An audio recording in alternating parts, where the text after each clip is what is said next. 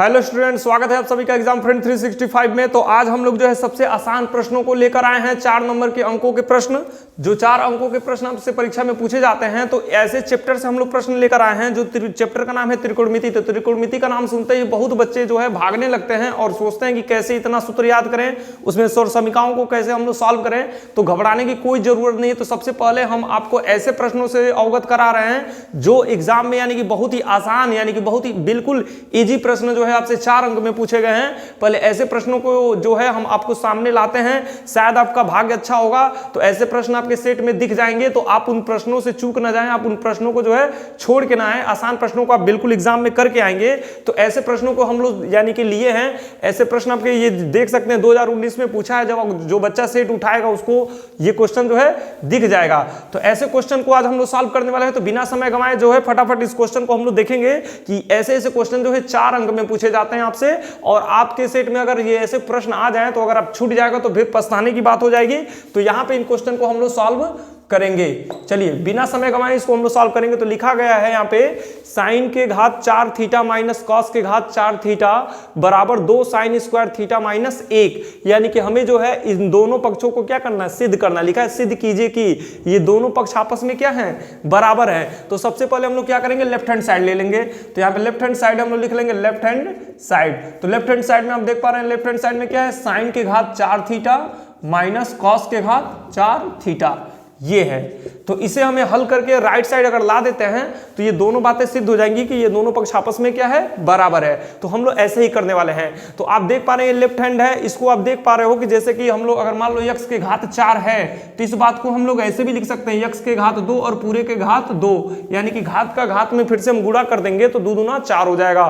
तो ऐसे हम इसको तोड़ के लिखे हैं। तो यही नियम यहाँ पे अपनाने वाले हैं, इसको भी हम लोग तोड़ के लिख लेंगे। तो इस बात को हम लोग लिखेंगे साइन स्क्वायर थीटा और पूरे का होल स्क्वायर थीटा, ऐसे कर सकते हैं। तो 1 मिनट इसको हम थोड़ा मिटा देते हैं।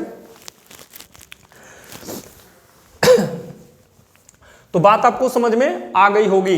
तो इस तरह से हम लोग आप देख पा रहे हैं यहाँ पे इसको हमने वर्ग के रूप में लिख लिया। फिर माइनस जैसी क्रिया यहाँ पे की है सेम टू सेम यहाँ पे भी वही करने वाले हैं। तो cos के घात 2 थीटा और पूरे का वर्ग कर देंगे यहाँ पे, तो बात वही हो गई। अब आप देख पा रहे हो एक फार्मूला है, आप जानते हैं कि ए स्क्वायर माइनस बी स्क्वायर का फार्मूला होता है। एक कोष्टक में ए धन बी, दूसरे कोष्टक में ए माइनस बी। तो इसको हम लोग लिख सकते हैं यहाँ पे sign square theta plus cos square theta एक ब्रैकेट में, और दूसरे कोष्टक में हम लोग लिख सकते हैं sign square theta minus cos square theta.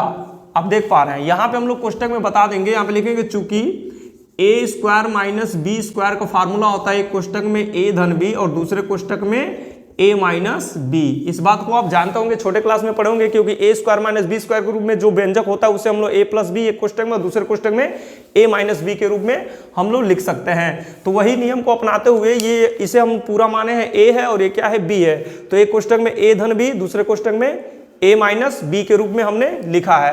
अब आपको पता है ये प्रथम सौर समीकरण होता है। ये क्या है, प्रथम सौर समीकरण। अगर कहीं पर भी sign square theta plus cos square theta तो उसका मान क्या होता है, 1 होता है। तो इसका मान क्या हो जाएगा, 1 हो जाएगा। अगले कोष्टक में आपका जो ये है sign square theta minus cos square theta, बात आपको समझ में आ गई होगी। इसका मान क्या हो जाएगा, 1, क्योंकि प्रथम सौर समीकरण होता है। इसको भी हम लोग लिख लेंगे यहाँ पे, चूंकि sine square theta plus cos square theta equal to क्या होता है, 1। ये जो है, जो बच्चे पढ़े होंगे उनको पता होगा ये प्रथम सौर समीकरण है। यानी कि sign square theta plus cos square theta इस रूप का जो होता है उसका मान हम लोग डायरेक्ट 1 रख लेंगे। तो इसलिए इसके जगह पे हमने क्या रख लिया, 1। अब इसका गुणा करेंगे वही आएगा। तो ये जैसे दिया है साइन स्क्वायर थीटा, इसको रहने दीजिए, हमें लाना है 2 साइन स्क्वायर थीटा माइनस 1 और माइनस कॉस का मान हम लोग रखेंगे। तो जैसे कि ये प्रथम सौर समीकरण है, इसमें अगर हम कॉस स्क्वायर थीटा का मान निकालें तो साइन को हम लोग उधर पक्षांतर करेंगे। तो कॉस स्क्वायर थीटा बराबर हम लोग लिख सकते हैं 1 माइनस साइन स्क्वायर थीटा।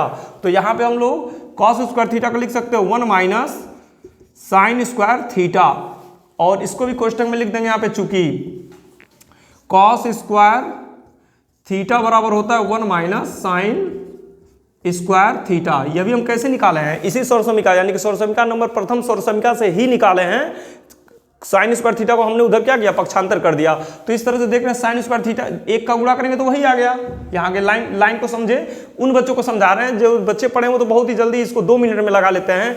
तो यहाँ पे साइन स्क्वायर थीटा जैसे लिखा है, कॉस स्क्वायर थीटा का मान हमने यहाँ पे रख दिया।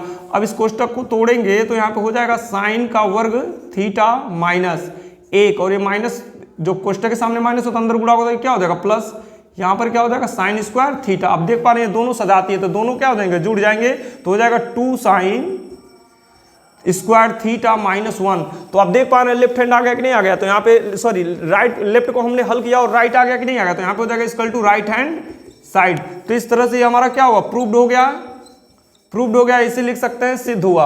हिंदी में लिखे तो आप लिखेंगे सिद्ध हुआ, इंग्लिश में लिखेंगे तो क्या लिखेंगे, प्रूव्ड हुआ। तो इस तरह से लेफ्ट और राइट हम लोग दोनों क्या किए हैं, बराबर कर दिया। आप देख पा रहे हैं कितना आसान क्वेश्चन है। तो जिन बच्चों को बहुत कठिन लगता है वो इसको स्टेप को भी याद रख सकते हैं, कैसे कैसे हुआ है। इतना इजी प्रश्न ये 4 अंक में आपसे पूछा जाता है। तो अगले प्रश्न को हम लोग देखेंगे, अगला प्रश्न क्या है। तो नेक्स्ट क्वेश्चन को हम लोग देखेंगे। यह भी प्रश्न आपका 2019 में पूछा गया है। ये प्रश्न 2019 में पूछा गया। यह भी प्रश्न देखने में बहुत ही कठिन लगता है। हालांकि ये जो बच्चे पढ़ाई किए हैं, जो तैयारी करके जाते हैं, ये आपका एनसीईआरटी का क्वेश्चन नहीं है, लेकिन ये एग्जाम में जो है आपसे पूछा गया है।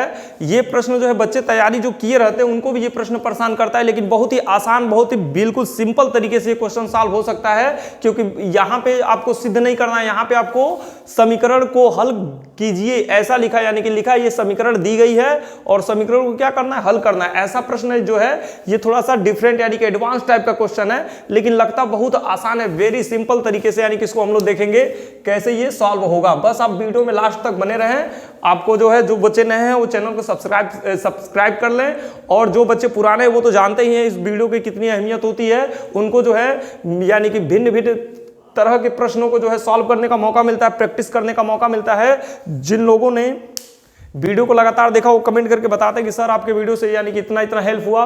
और निश्चित रूप से अगर एग्जाम देकर आते हैं तो आप बहुत यानी कि प्रसन्नता के साथ लौटेंगे, क्योंकि एग्जाम में आपको निश्चित रूप से ऐसे ऐसे प्रश्न जो है मिल सकते हैं। तो चलिए स्टार्ट करते हैं, हम लोग बिना समय गंवाए जो स्टार्ट करते हैं। इस क्वेश्चन को देखते हैं। ये समीकरण दी गई है, इस समीकरण में बताया जा रहा है कि थीटा का जो मान है ना वो 90 से क्या है, छोटा है।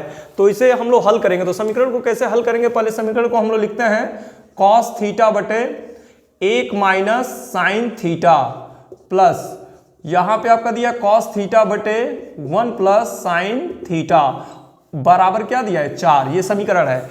अब इस समीकरण को हल करने के लिए हम लोग क्या करेंगे, लॉसल लेकर पहले इन दोनों को जोड़ेंगे।